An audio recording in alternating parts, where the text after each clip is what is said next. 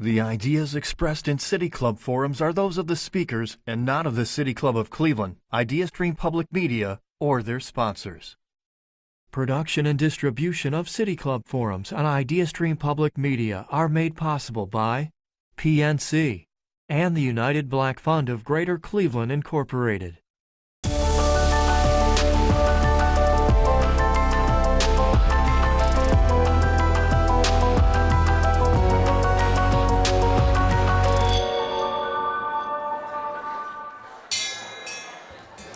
Good afternoon, and welcome to the City Club of Cleveland, where we are devoted to conversations of consequence that help democracy thrive. It's Friday, February 20th, and I'm Matt Wankum, the Executive Director of Literary Cleveland, and I'm pleased to introduce today's forum, which is part of the City Club's Authors in Conversation series, presented in partnership with Case Western Reserve University's Baker Nord Institute for the Humanities, as well as Literary Cleveland. For the next year, Literary Cleveland and all of Ohio will celebrate the life, literature, and legacy of Toni Morrison, Lorain, Ohio native and first African-American woman to win the Nobel Prize in Literature. We're delighted to be here at the City Club to highlight Morrison's indispensable contributions to our nation's past, present, and future. Toni Morrison undeniably reshaped American literature through her novels like The Bluest Eye, Sula, Beloved, Jazz, and Paradise. Her work confronted slavery, racism, and trauma's possessive presence, but she also centered ideas of beauty, motherhood, home, and love through Black culture and language. Morrison changed not only what stories were told, but how they were told. Today's guest is Harvard professor and award-winning writer Namwali Serpell. She's the author of multiple, give it up. She's the author of multiple award-winning books, and her debut novel, The Old Drift, won the Arthur C. Clarke Award for Science Fiction, the Los Angeles Times Art Seidenbaum Award for First Fiction, and most importantly to us here in Cleveland, an Anisfield-Wolf Book Award. Her latest book, On Morrison, Namwali argues that Toni Morrison's literary skill often gets overshadowed by her public image. Instead, Serpell takes readers through her work, focusing on the artistry and technique, the structure and style, and ways of signifying and throwing shade. For the first part of the forum today, we will be journeying together through a literary analysis of Morrison's work, with Namwali demonstrating, as she says, how to read Morrison with the seriousness she deserves. Those of you here in person can follow along with the excerpt that was provided at your seats of Paradise. After the analysis and before the Q&A, moderator Courtney Morrow, director of the Anisfield-Wolf Book Awards, will lead a conversation on the impact and legacy of Toni Morrison. A quick reminder for our live stream and radio audience, if you have a question during the Q&A, you can text it to 330-541-5794, and City Club staff will try to work it into the program. Now, members and friends of the City Club of Cleveland, please join me in welcoming Courtney Morrow and Namwali Serpell.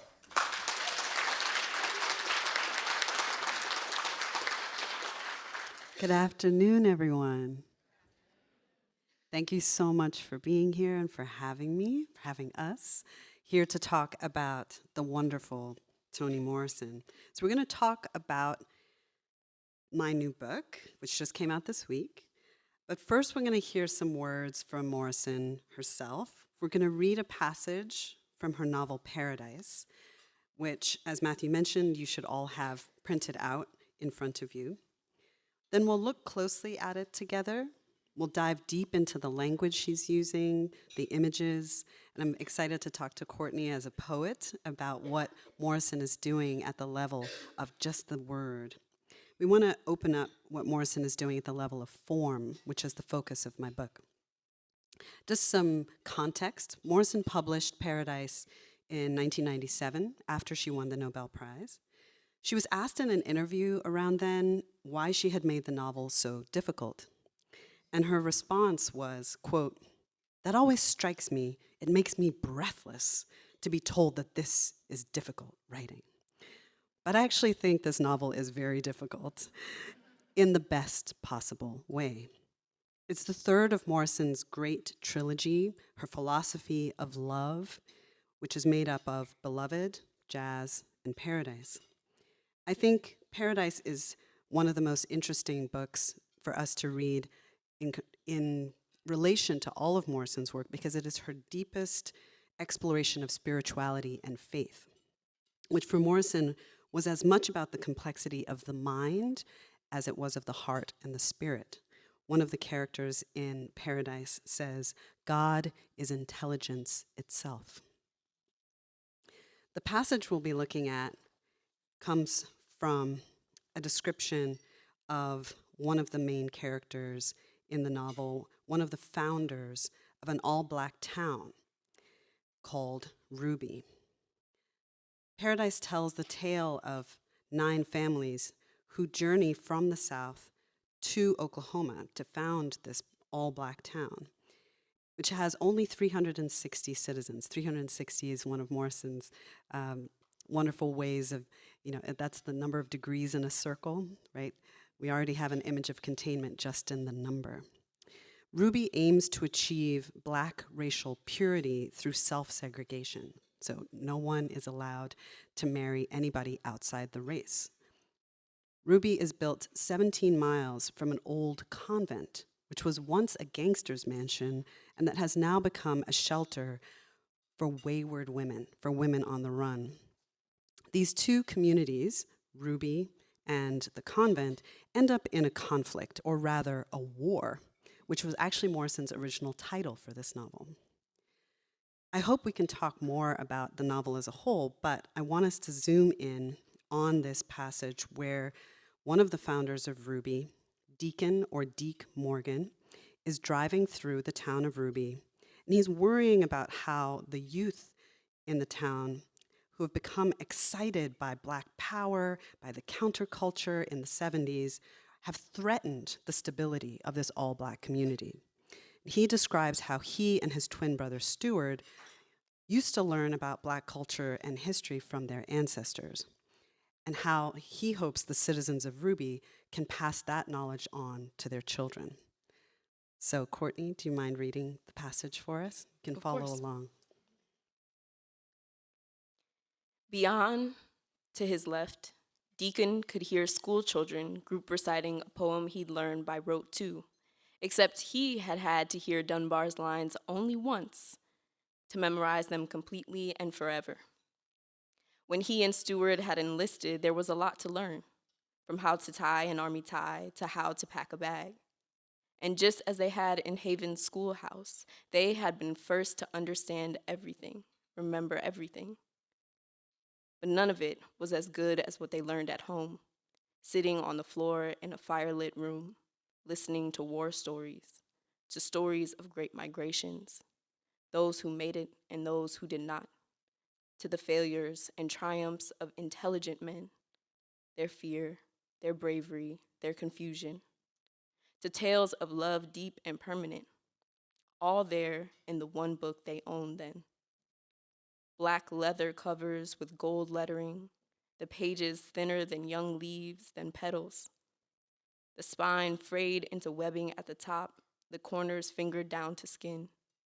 The strong words, strange at first, becoming familiar, gaining weight and hypnotic beauty the more they heard them, made them their own. As Deke drove north on Central, it and the side streets seemed to him as satisfactory as ever. Quiet white and yellow houses full of industry, and in them were elegant Black women at useful tasks, orderly cupboards, minus surfeit or miserliness, linen laundered and ironed to perfection, good meat seasoned and ready for roasting.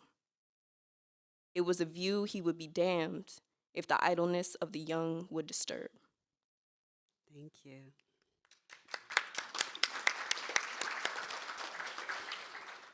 So when you read this passage, Courtney, what are you drawn to? What moments or words or images linger for you?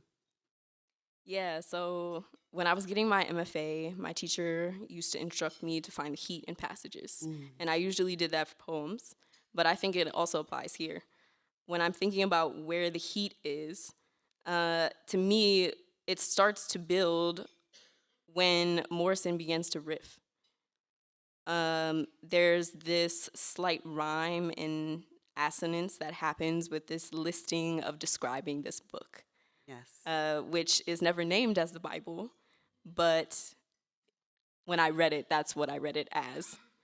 Black leather covers with gold lettering. So even this black leather, gold letter, or pages thinner than petals, spine frayed, fingered down, strong words, strange. So there's just, it's actually this sentence, gaining weight and hypnotic beauty the more they heard them. I think Morrison actually creates that on the page. She's describing what she herself has just done. Yeah.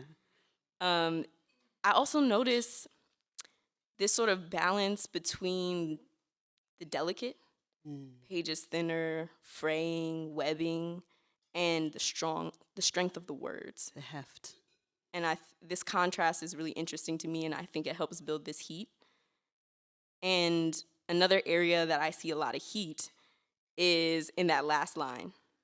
It was a view he would be damned if the idleness of the young would disturb. So Morrison almost builds this mythical, beautiful, ethereal image of this book, and then Deke undercuts it with this line that just has a sense of ownership and pride and relentless of not letting go. There's an anger there, right? So we have this beautiful evocation of what it's like to learn about your past, people telling stories together. And then there's this feeling that the Bible actually holds those same stories, right? So the stories they're telling are stories of great migrations, war stories, failures and triumphs, fear, bravery, confusion, tales of love. That's Exodus. That's Genesis. That's the Song of Songs, right? So they're telling the stories of their history, and they're finding them in this book, right? They made them their own. And you have that, as you say, this claim, this is what I own. And that is actually the risk in Morrison. Anytime somebody says, that's mine, or I own that, you know that danger is lurking. And that heat we feel from Deke, it's a little too much, right? It's a little too, I'll be damned if somebody's going to change that, even if it's the young people in your own community. I also think these words in this paragraph that starts as Deke drove north on Central, they actually reveal the values of the character. Yes. So words like quiet, white and yellow houses, elegant, useful, orderly, perfection, they help paint the picture of what Deke values. Yes. And I find the word in that last sentence, idleness, really fascinating, because idleness to me indicates a sense of sitting back. And when you actually read the book, the young people in the novel are not sitting back. They're arguing over semantics of this object, this relic, maybe similar in some ways to the Bible in the sense that it has all this weight and emotion attached to it. Yeah, it's an oven that is sitting at the center of the town. And they're debating on the words be or beware. And be, the young people want to change the wording to be. And be is a very active word. It's not idle. Yeah. So there's also a sense of judgment. I find in that word idleness, because it's if you read closely, it's almost not accurate. Yeah.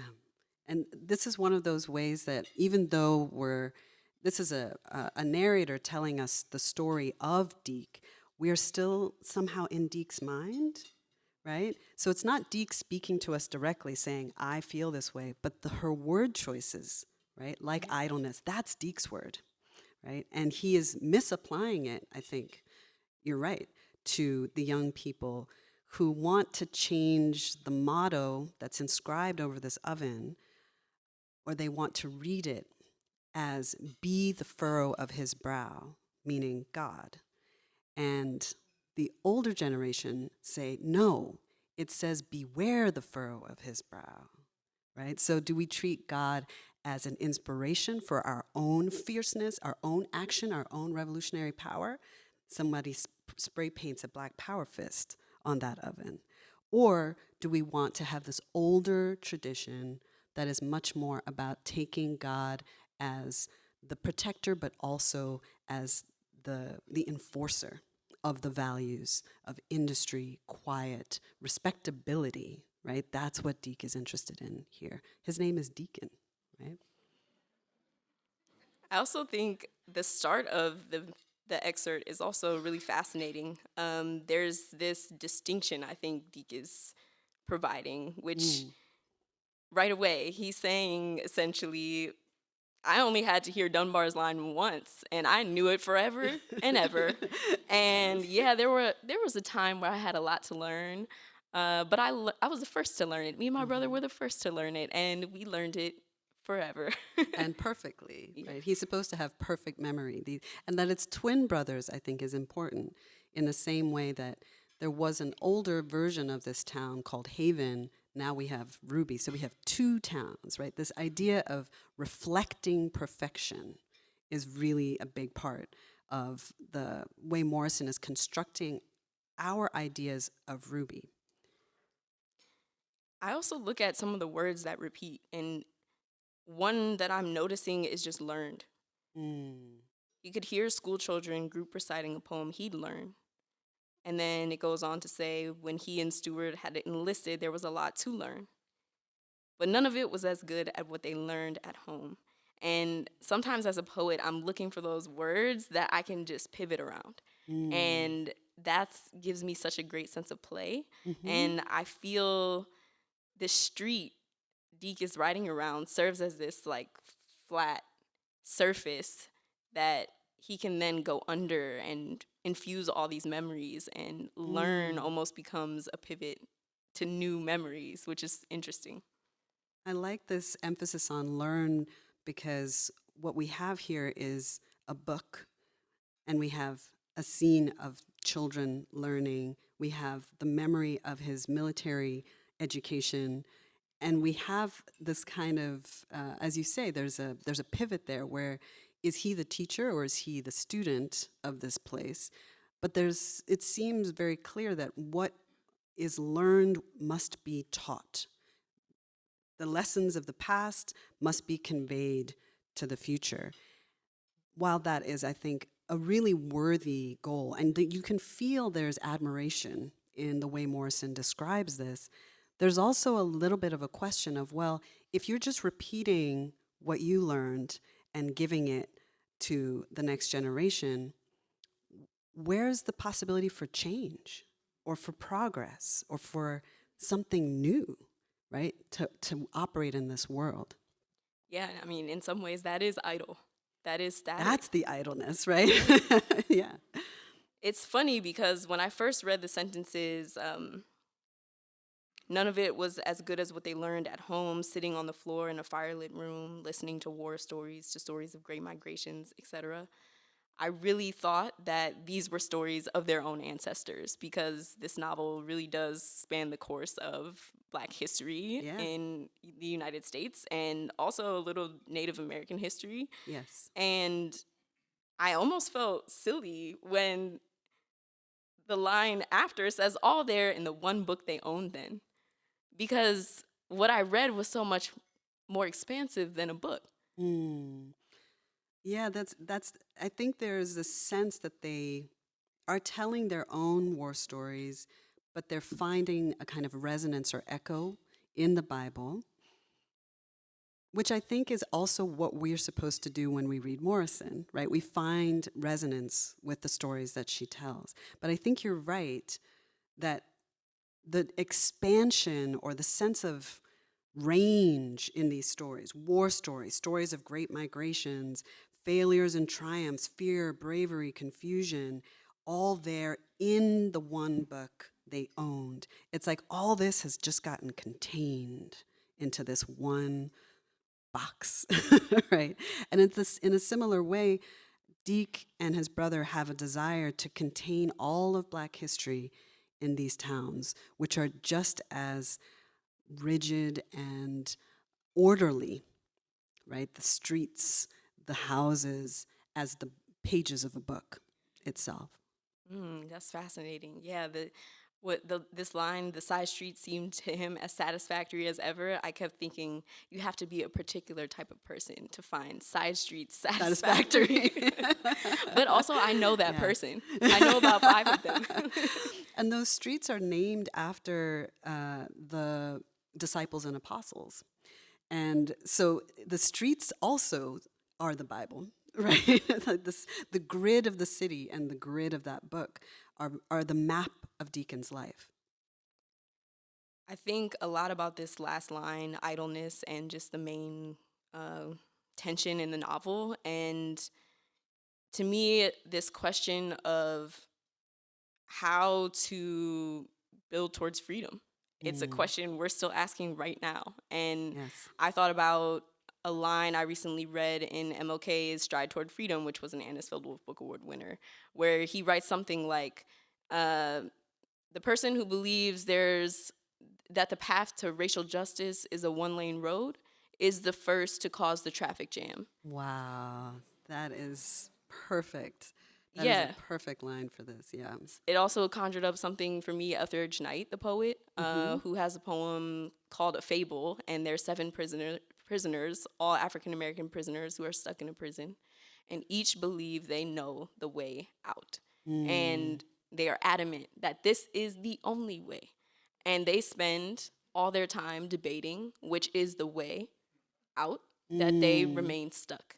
And those things, I think, were on my mind as I was wrestling with this book, and I think this passage kind of pulled that out of me. Yeah, I think that's a perfect kind of metaphor for the question of containment, which Morrison was really interested in. I think her first children's book that she co-wrote with her son was called The Big Box. And it's essentially a story about incarceration. It's about children who get locked in this big box.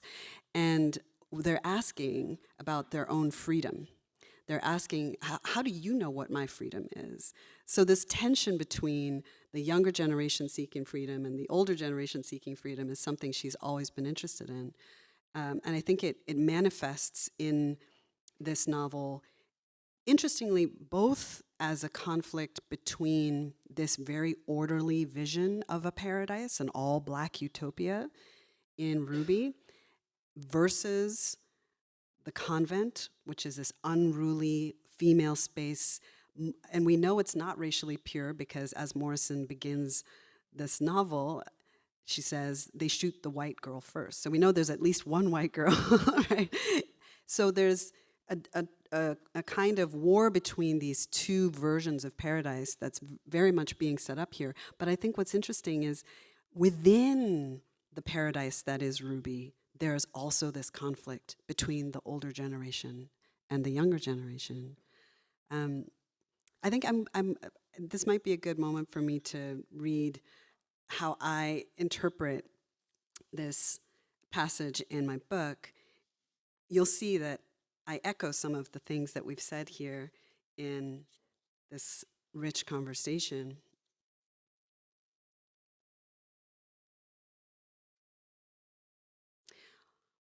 Morrison implies that the utopian ideal of a self-segregated, self-sustaining, self-contained Black community requires a commitment to controlling time. Ruby is run by Stewart and Deke Morgan, twins who possess perfect memory of the past and even prophetic wisdom about the future. Their vision of Black respectability is initially inspired by 19 Negro ladies they once saw when they were teenagers, Deke's memory of which is pastel-colored and eternal. As an adult, he drives through Ruby, surveying this place of everlasting purity that he and his brother have tried to reproduce. He passes by quiet white and yellow houses full of industry, with elegant Black women at useful tasks, their linen and laundered and ironed to perfection. Versions of the word perfect appear 30 times in this novel. Here it connotes familiarity, permanence, satisfaction, completion, but also a kind of flattening. Deke overhears school children group reciting a poem he'd learned by rote too, except he'd had to hear the lines only once to memorize them completely and forever, and recalls sitting on the floor in a firelit room. And I go on to read the passage that we've just looked at together. I then say, war stories, migration stories, stories of love, all these epic tales are held in the pages of the Bible. The history of this community seems reflected, ordained, but also bound by that black book, which figuratively encompasses the whole world. Animal, we have spine, webbing, skin. Vegetable, we have pages like leaves and petals, and even mineral, we have gold lettering. The book gains weight as the townspeople repeat its stories and lay claim to them. As suggested by these passages about time being distilled, measured, given, taken, and contained, this all-black utopia is operating with a very strict geometry. This is a religious ethos structured by symmetry and a movement toward an endpoint, toward the heavens. But with these images of containment, especially in a book like the Bible, Morrison draws attention to a troubling static quality to utopia. The perfection of paradise appears to pose a problem. It cannot incorporate change.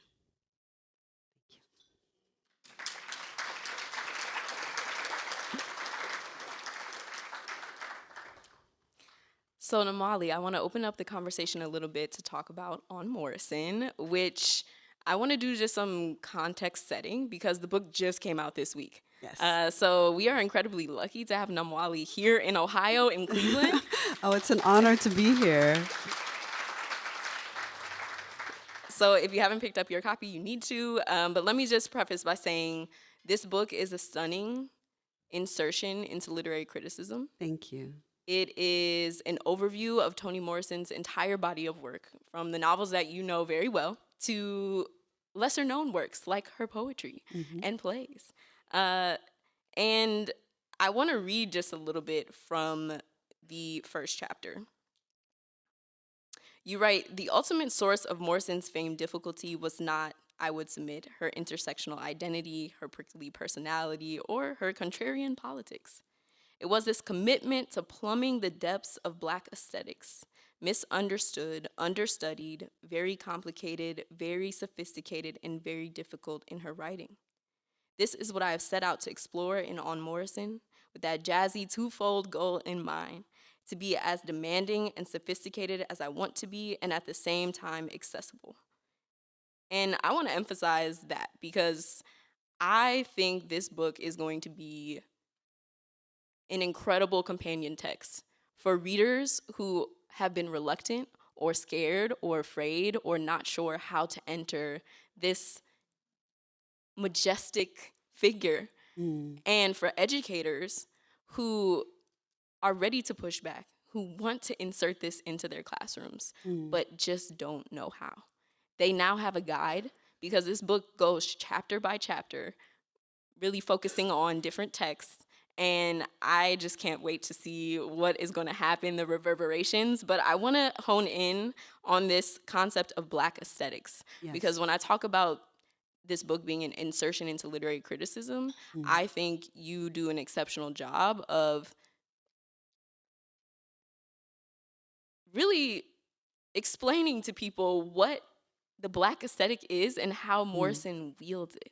So can you just speak a little to that? Yes, thank you so much. Those are very generous words. I'm glad that you said companion. I think I've heard people call it a primer, and that sounds to me a little bit too much like that rote learning that we were just expressing some skepticism about. But a companion is somebody with you, right? As Morrison famously says, the friend of my mind, right? A friend and a guide, in a sense, but not necessarily a stern lecturer on the stage, right? Who's trying to make you learn the specific things that she believes about a text.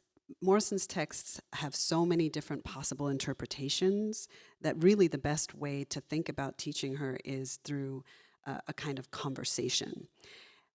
Morrison often expressed frustration with the way her work was read by literary critics during her lifetime.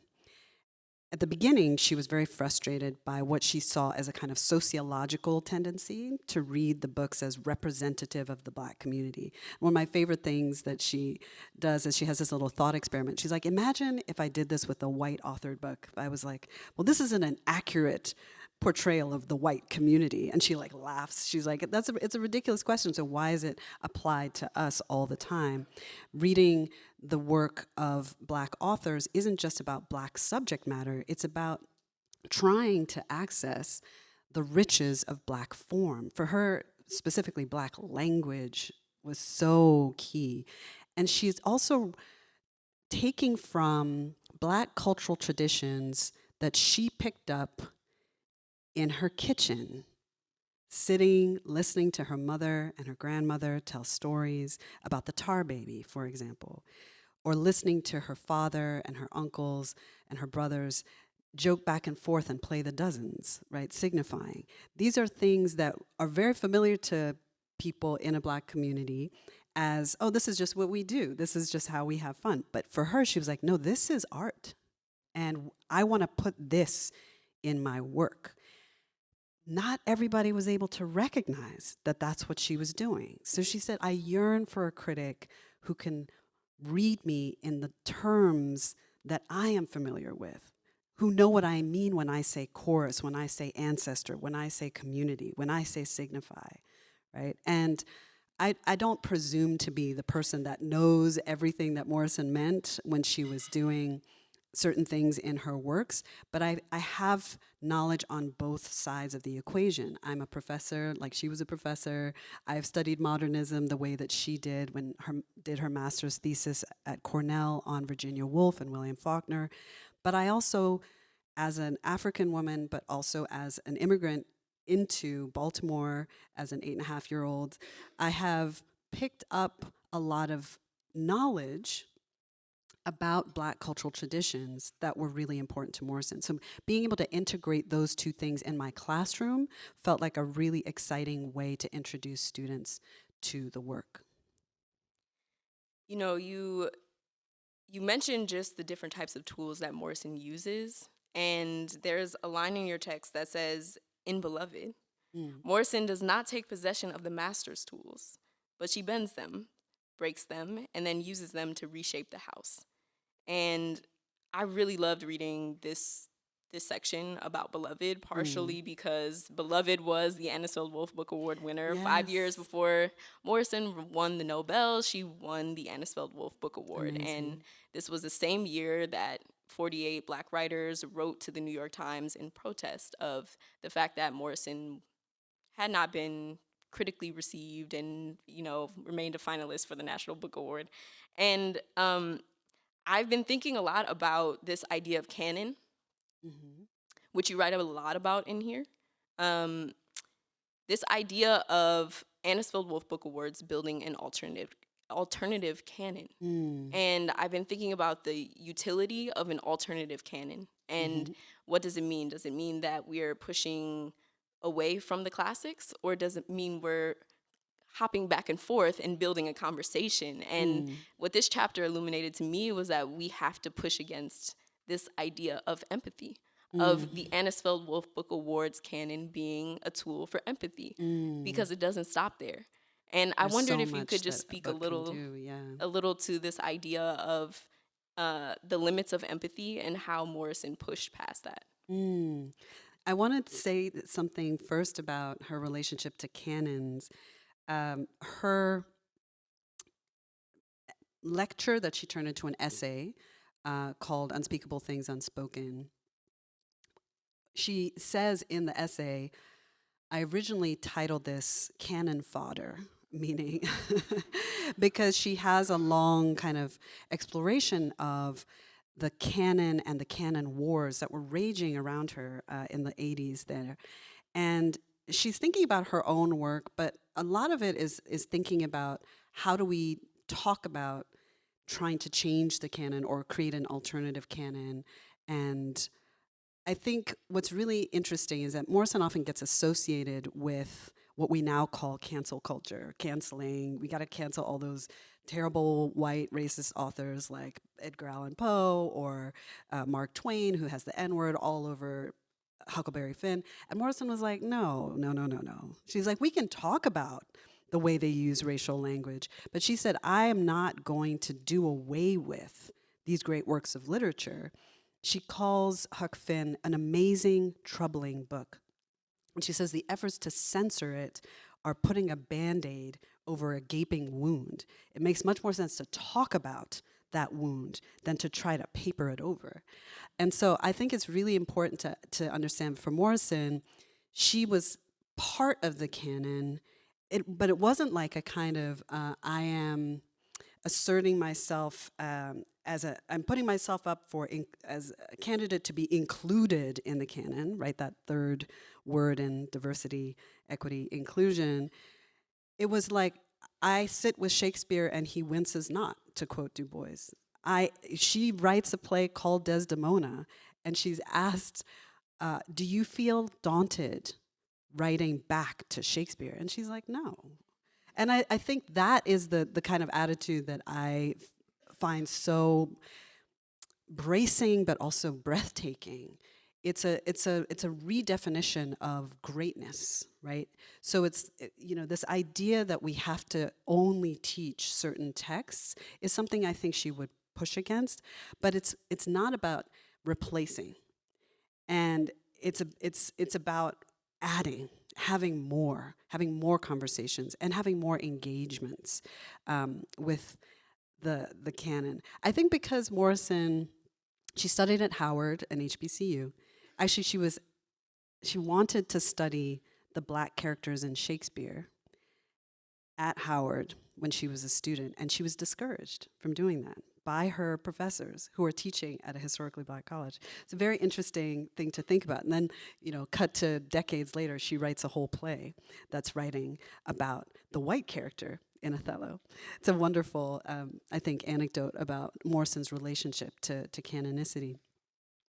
But I think there's because she studied these great works of literature, she studied classics and she studied Greek literature as well, like the Greek plays, and I think there's a lot of references to Greek theater in her work as well.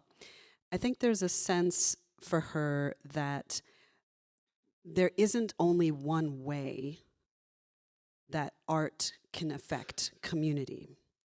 We have a very commonplace notion that literature is there in order to produce empathy in the reader for the characters in the book.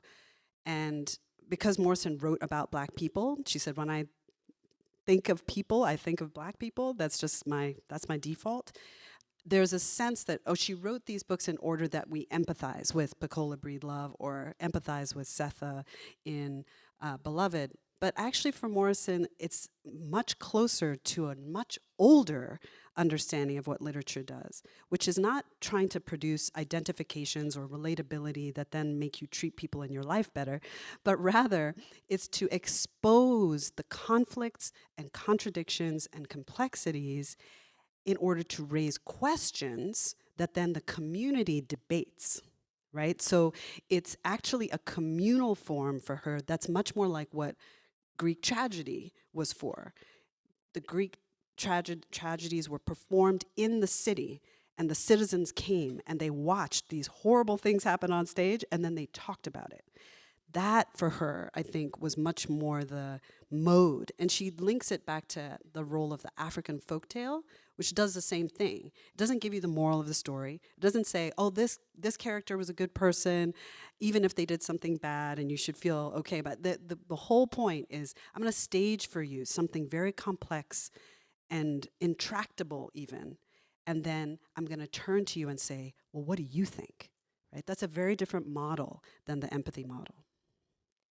I think that also helps describe maybe how some people in the room have felt when they finish a Morrison novel, which is just what? Exactly. How am I supposed to feel? What is right? What is wrong? And there's a mix of emotions, and it's a delightful feeling because I think there's a quote in this book that says, the goal isn't to click the door shut, it's to essentially open it wide Wider. open. Yeah. And I love that. I love the idea that a book is a tool for dialogue. I'm gonna ask one more question, and then we're gonna get into audience Q&A.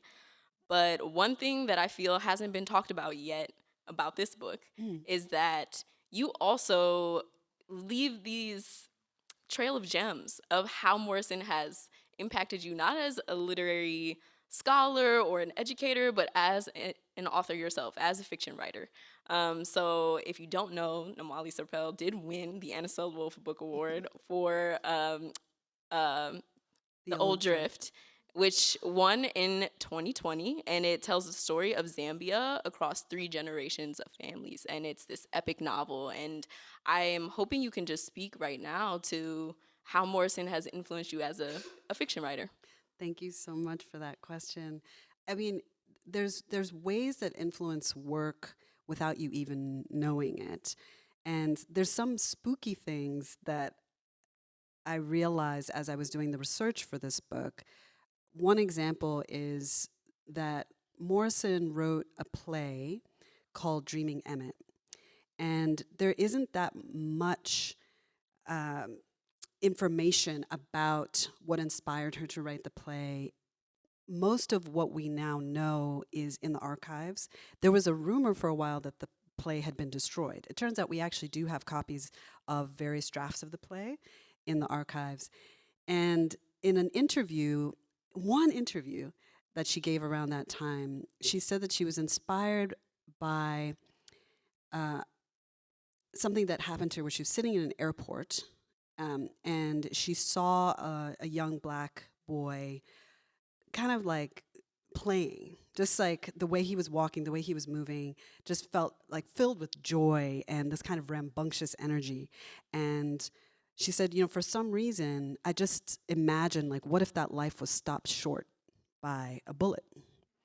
And the transit police had recently shot a young black man, and that was also part of the inspiration for the play. So she decided to revisit the story of Emmett Till.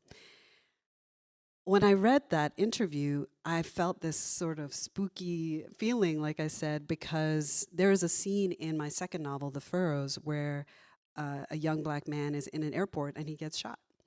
And it just felt like we were speaking to each other across time in this beautiful way. The more direct influences, of course, have to do with particular lines in the opening of The Bluest Eye. She tells the whole story on the first page, and then she ends, there's really nothing more to say except why, and because why is difficult to handle, we must take refuge in how. And the opening of my novel, The Furrows, is, I don't want to tell you what happened, I want to tell you how it felt. Right? So it's a kind of echo of that same thought, which is, I can tell you the actual events here, but actually what's important is how they happened and why they happened. So I think there are all sorts of ways that I draw these direct lines. In Tar Baby, nature kind of speaks and is active, is animated in this really powerful way. And she says it's almost like a chorus. It's the way that when you're a child, you feel like the trees are watching you. And my novel, The Old Drift, has a swarm of mosquitoes that are narrating what's happening to the characters. So this idea that nature can speak back is very influential in that way as well. But I would say more than these specific moments of resonance, Morrison gave me the courage of my convictions in trying to write experimental Black literature without worrying about explaining or comforting or placating the reader.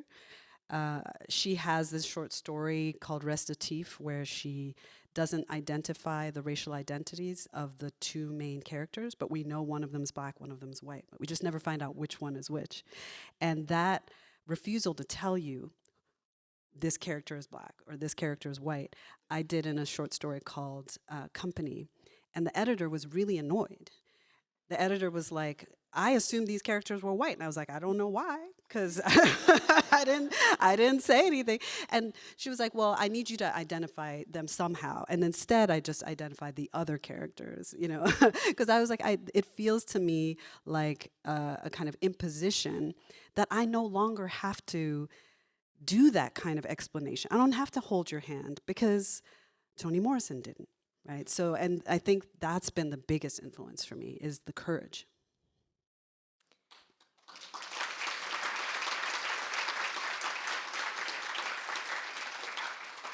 We're about to begin the audience Q&A. For those just joining via our live stream and radio audience, I'm Toni Morrison, Program Director of the Anisfield-Wolf Book Awards and moderator for today's conversation.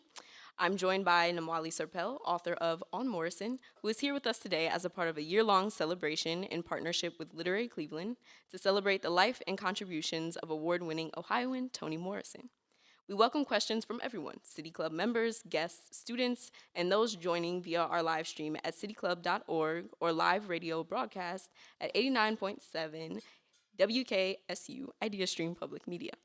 If you'd like to text a question, please text it to 330-541-5794. That's 330-541-5794.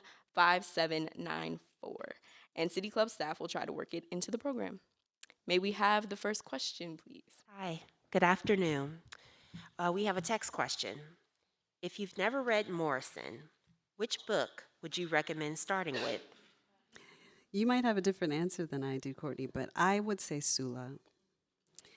It's her second novel, and usually people think you should start with someone's first novel, but The Bluest Eye is one of her most radically experimental texts. It also depicts extremely difficult things to read. Sula also does that, but it eases you in, which is actually something Morrison regretted. She said later in her career that she wished she hadn't provided this lobby into this world, but it stayed, so it's helpful for people who get guided into the world of the bottom, a town that she invents close to Medallion, Ohio, a community, a black community there. And it's also just an incredibly moving book. It's a book that speaks to love, and particularly the love that we bear for our friends, Sula and Nell. It's just a remarkable book. It's the one of her essays, she describes it as hermetic, which just means kind of closed. But I think what she actually means is crystalline. It is like a poem of a book, and it's gorgeous. I have a question. I read my first Toni Morrison book, I believe, at age 8. Ooh. So, yeah, I started young. So this is my question.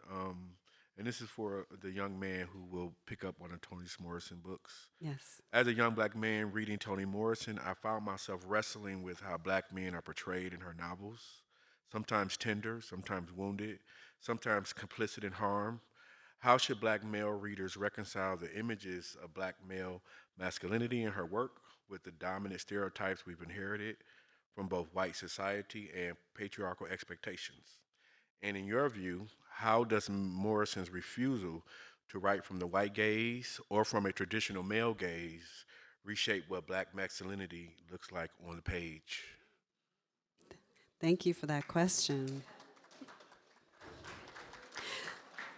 So this is a question that was posed to Morrison often. And in response, she wrote Song of Solomon, which is a book about a black man and is about black men and black masculinity. Milkman Dead goes on a journey from his pampered childhood in a middle-class black family where he has picked up the values of his father And he goes south to find his inheritance, where he discovers the values of his aunt Pilot. And her novel is very much about trying to integrate these multiple sides into becoming a man. It is a story of a boy who becomes a man. And it is filled with scenes of men taking pleasure in being men. They go hunting. They are in the barbershop. They're arguing. And most importantly, I think, in that novel, they're signifying. They are laughing. They are talking about each other. They're saying all kinds of things, but to the end of representing all the things that they have gone through, right? And not just what they have done, but what they've experienced, and trying to evoke a kind of pleasure in that. She said that this book was an attempt to capture the qualities of her father. Her book, After Song of Solomon, Tar Baby, also spends a lot of time with Sun Green, with a black man who's trying to figure out how to be in relation to his class position, but also how to relate his growing up in an all-black community in Florida to his new life in New York City. Her novel Home is following a black veteran of the Korean War. So I think when Morrison was asked, why don't you write about white people? She says, I have. You just haven't noticed. And it's true. You can look in her novels. She actually does write about it. And I would say the same thing to you, that actually she has written about men beautifully, powerfully, and in all their complexity. Paul D. in Beloved is an incredible character, incredible portrait of a man. So I think, as I say, this book really is an attempt to get us to go back to the books. And so I hope that this will inspire a return to those novels that I've just mentioned. That's what I think the young black man can do right now, is read those books.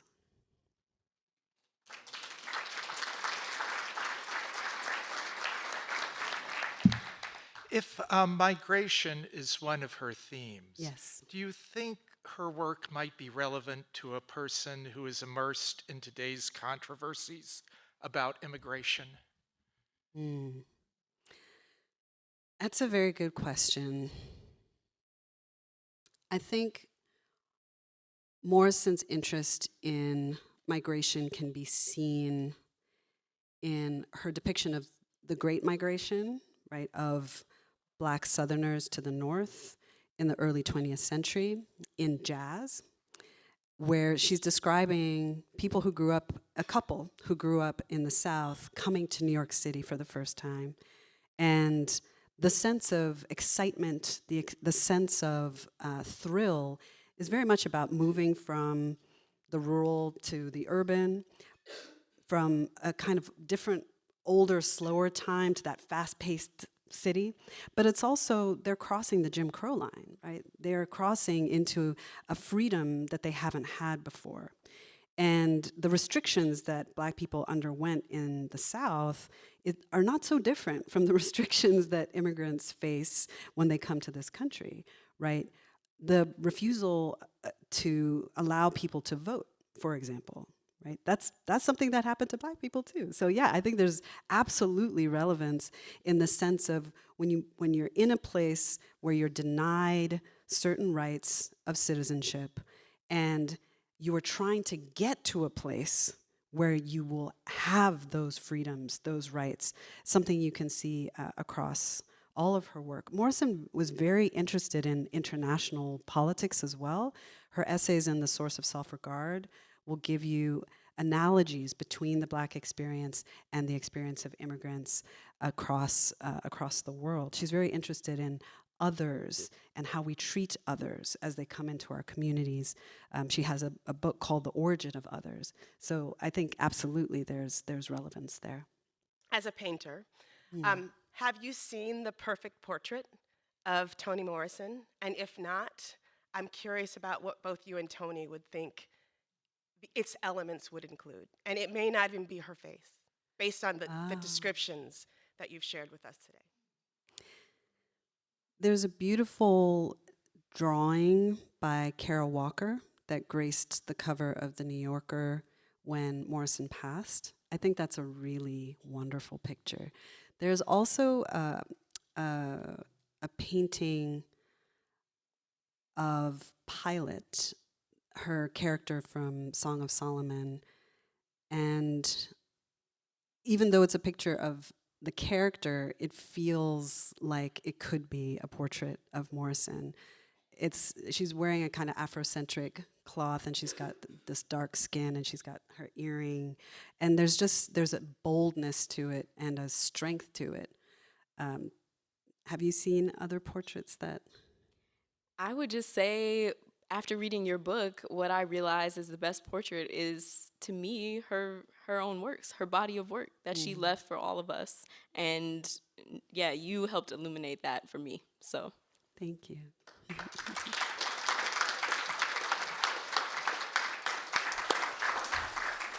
Our deep, deep gratitude to Namwali Serpell and Courtney Morrow for this wonderful conversation today. Thank you so much.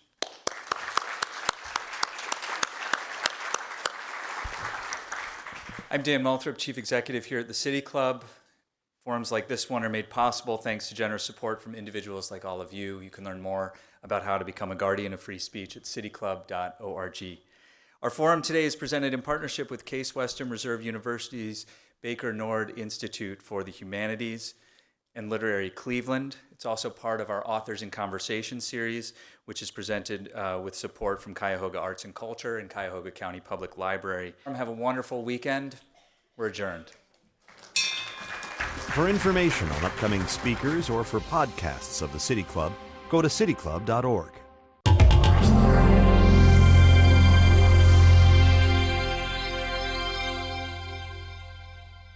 The ideas expressed in City Club forums are those of the speakers and not of the City Club of Cleveland, IdeaStream Public Media, or their sponsors. Production and distribution of City Club forums on IdeaStream Public Media are made possible by PNC and the United Black Fund of Greater Cleveland, Incorporated.